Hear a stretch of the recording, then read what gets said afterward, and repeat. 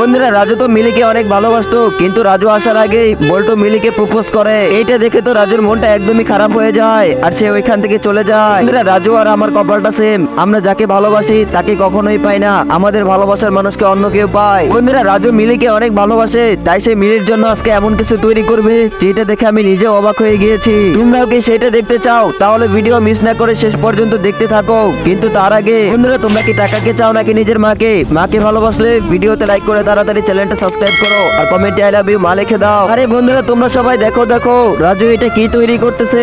সাধারণ কিছু কাঠের খোসা দিয়ে কত সুন্দর একটি গোলাপ ফুল তৈরি করে ফেললো। এখন রাজু এই ফুলটা নিয়ে মিলির কাছে যাবে। যদি মিলি রাজুকে সত্যিই ভালোবাসে তাহলে বল্টুকে ছেড়ে রাজুর কাছে চলে আসবে। আসলে মিলিও রাজুকে অনেক ভালোবাসতো, তাই সে বল্টুকে ছেড়ে রাজুর কাছে চলে আসে।